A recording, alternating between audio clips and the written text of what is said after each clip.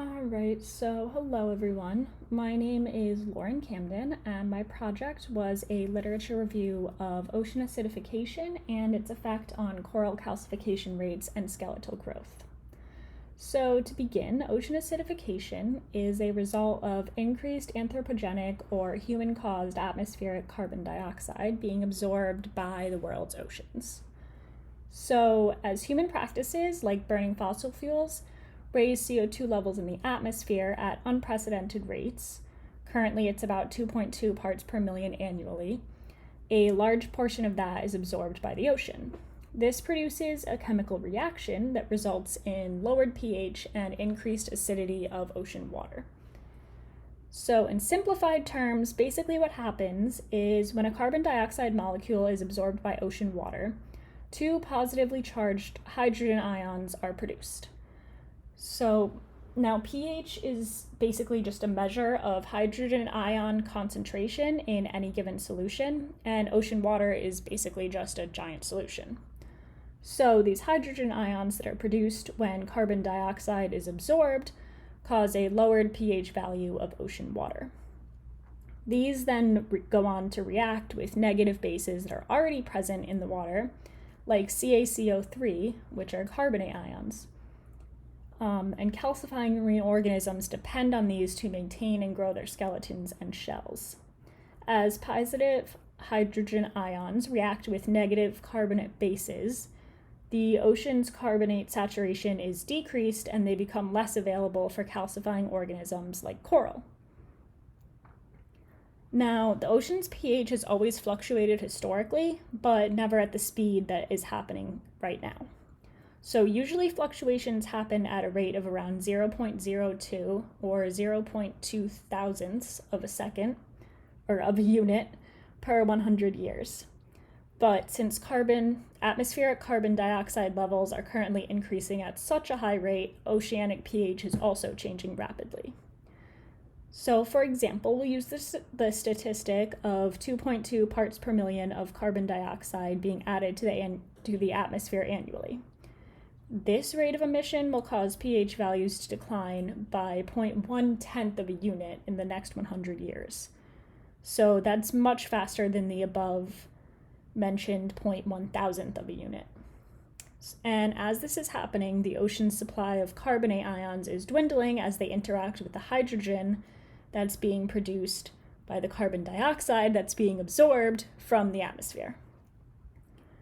Without enough available carbonate ions, corals are unable to grow properly or maintain their existing skeletons, and will eventually begin to dissolve if the process continues. Corals experience stunted linear expansion, or a reduced ability to grow upwards. They also experience lower densities and become more porous. So as a coral grows upwards toward the sunlight, their skeletons are also thickened at the same time.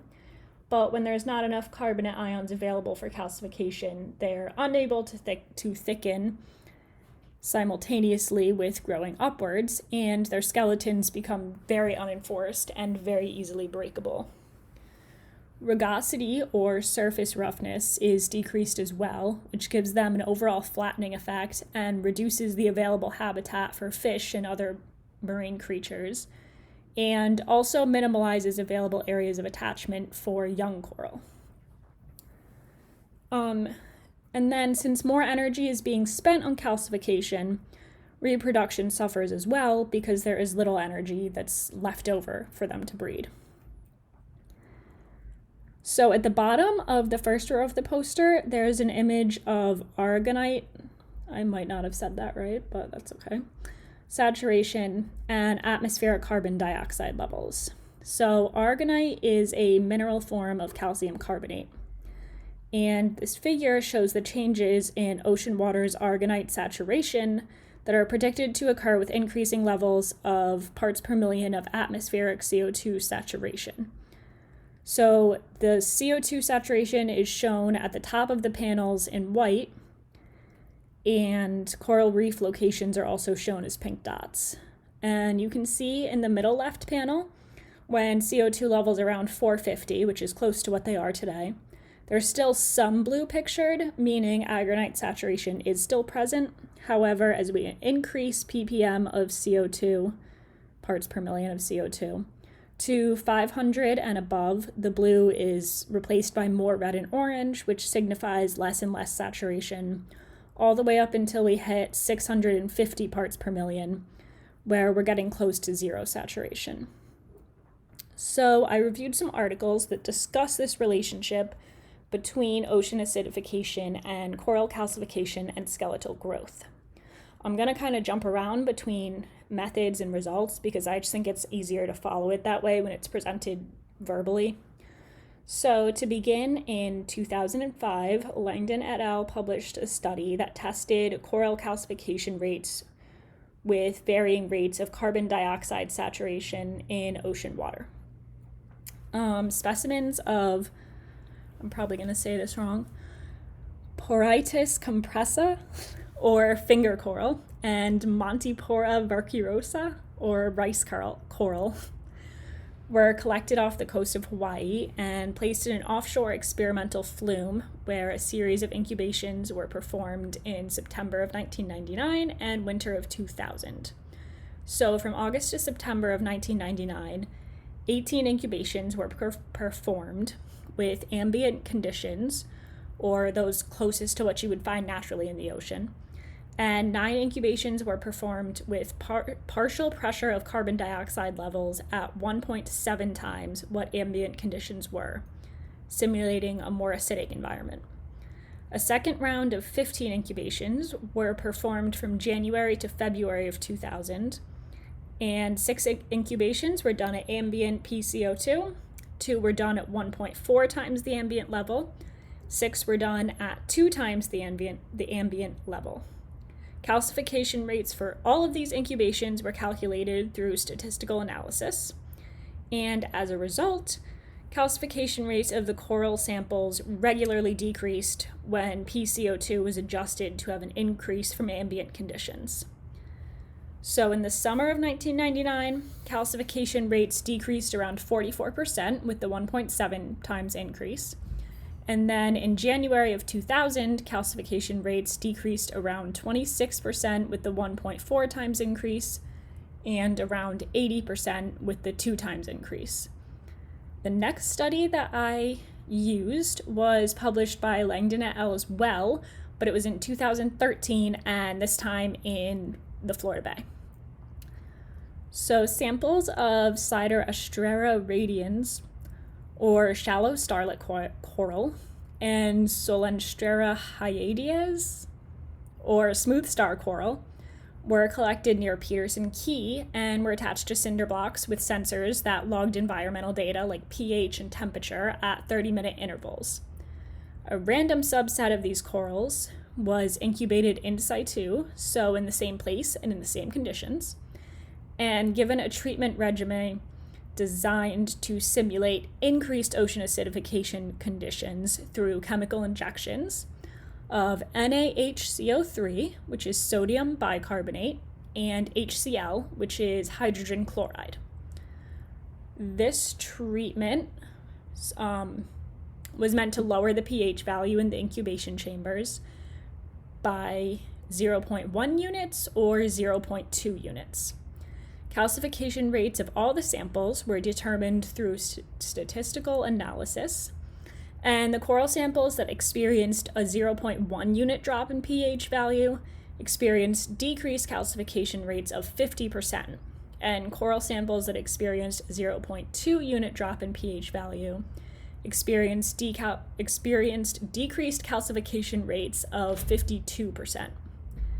These studies both really showed the strong correlation that exists between the CO2 that's present, which causes increased acidity in ocean water, and the decreased calcification rates in coral that result of this.